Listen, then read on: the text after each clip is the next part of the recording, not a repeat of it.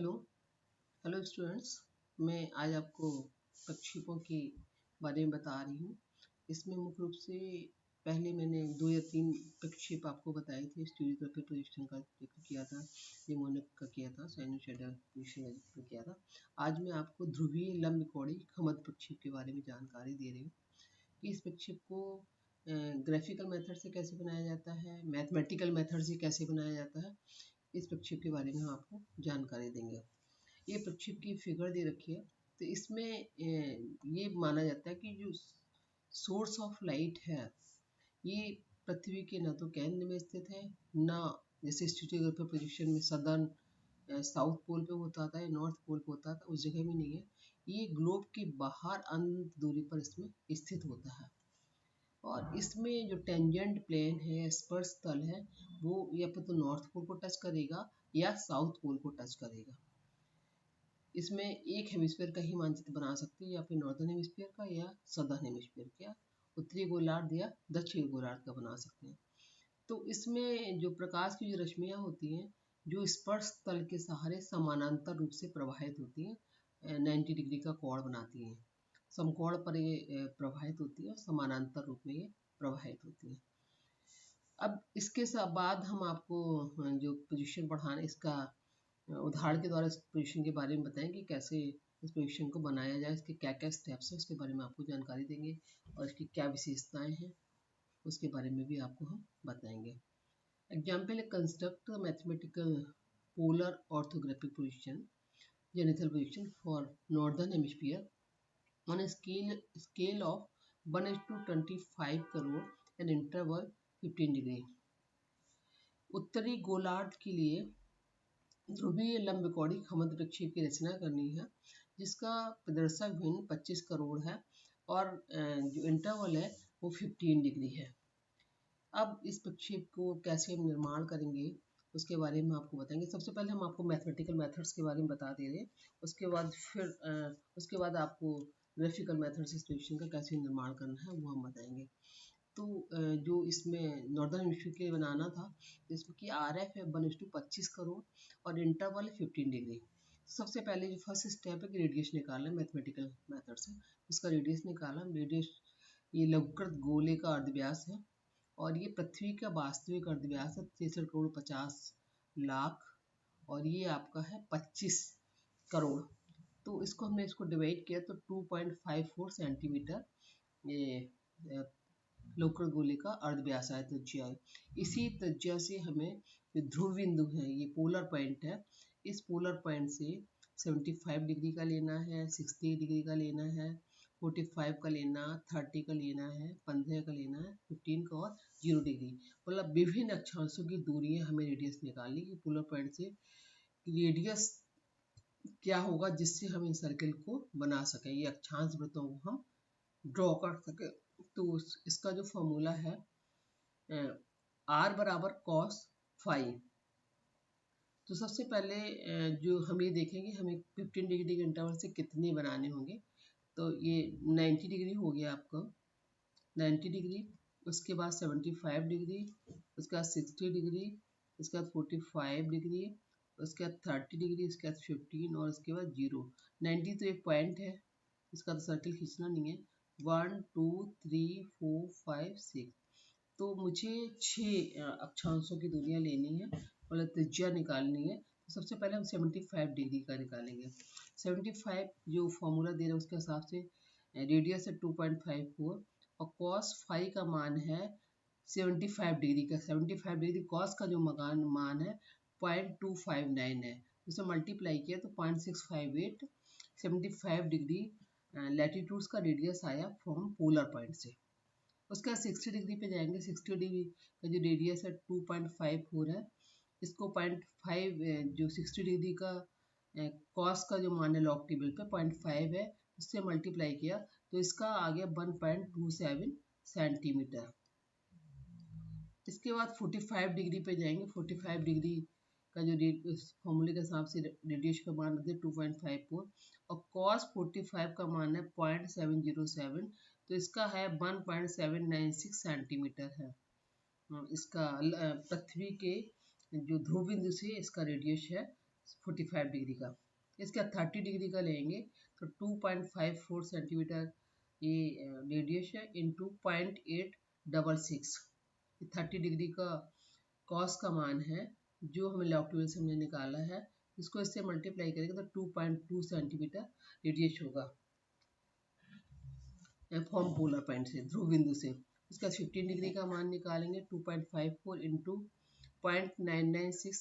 15 degree का cos का मान है, जिससे मल्टीप्लाई किया तो 2.45 सेंटीमीटर लवकृत गोले का ये अर्धव्यास है त्रिज्या निकल है। इसका 0 डिग्री इक्वेटर के वही मान निकालना है, तो ये 2.54 इंटू 1 कॉस का मान है 0 डिग्री का, तो 2.54 आया। इसके बाद क्या करेंगे, हमने ये सारे के सारे मान नोट कर लिए। आर का 2.54, 75 डिग्री का 0.65, 60 डिग्री का 1.27, 45 डिग्री का 1.79, 30 डिग्री का 2.2 सेंटीमीटर और 15 डिग्री का 2.4 और 0 का 2.5। अगर ऐसे इसको ग्राफिकल मेथड से बनाया जाए तो ग्राफिकल मेथड्स के इन मानों को कैलकुलेट करने की कोई ज़रूरत नहीं होती है। इसमें क्या करते हैं कि ये 2.54 जो हमारा रेडियस दे रखा है, इस रेडियस को हम वृत्त का चतुर्थांश खींच लेते हैं।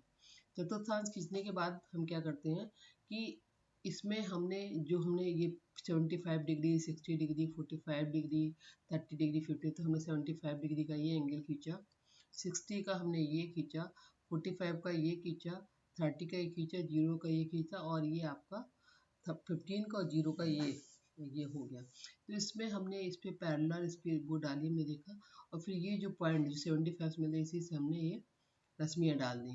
ये इधर से पॉइंट मिलता है 60 का, तो यहाँ से इसका ये रश्मि खींच दी और इसके बाद फिर हमने इसकी इसकी भी रेज खींच दी हमने 45 डिग्री की भी इधर से मिलाते हुए। उसका 30 डिग्री का हमने मिलाते हुए खींच लिया, फिर 15 का खींचा और फिर 0 डिग्री का। और इसके बाद अगर हमें ग्राफिकल मेथड से बनाना तो ये कैलकुलेट करने की ज़रूरत नहीं है। ये 0 डिग्री है, ऐसे हमने इसको खींचा, ये 0 डिग्री है। इधर से हम कंपास से ये दूरी इसकी नापेंगे, ये वाली है इसकी दूरी, हमने प्रोटेक्टर इसकी नापी हमने कंपास से। और उसके बाद क्या हुआ कि हमने इसको इस पर मार्क कर दिया। उसके बाद हमने 60 डिग्री की तो इसको फिर हमने इसका पूरा का पूरा सर्किल बना लिया हमने प्रकार की सहायता से। उसके बाद फिर हमने ये दूरी इधर से मार्क की, इसका हमने बना दिया ऐसे करके। फिर हमने ये दूरी यहाँ से ये मार्क करी, तो ये इसका भी हमने निशान लगा के ये भी बना दिया। ऐसे करके हम जितने भी हैं सबका हम ऐसे करके बहुत मान निकालते चले जाएंगे और ये दूरियां आपकी ऐसे करके होती चली जाएगी। ये भी दूरी हमने ये, तो इस प्रकार से हमने ये सर्किल खींच लिया 95 डिग्री वाले भी, ये 90 डिग्री का, 75 का, 60 का, 45 का, 30 का, 15 डिग्री का खींच लिया। और इसमें फिर वो 15 डिग्री का इंटरवल, चूँकि लैटीट्यूड्स का लिया तो लॉन्गिट्यूड्स का भी लेंगे। नॉर्दर्न हेमिस्फीयर का तो 180 डिग्री यहाँ पे लिखा, उसके बाद 0 डिग्री कर दिया। फिर यहाँ पे चांदा रखा, चांदा रख करके यहाँ पे हमने 15 डिग्री के पॉइंट लगा दिए। 15 डिग्री का ये पॉइंट हुआ, 30 ये आपका 165 का है।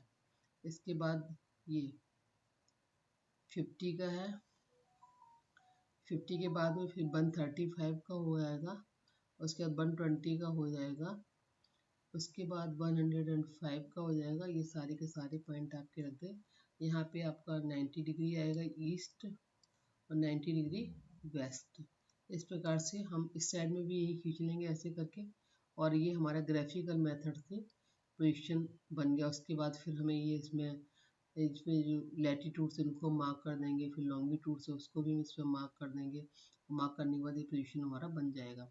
अब हम अगर हम इसको मैथमेटिकल मेथड से निकालें तो हमने ये 2.54 हमने इसका ऐसे करके खींचा, और हमने जो पोलर पॉइंट का ये पॉइंट है इसको लेकर के 0.65 की दूरी हमने ये ली।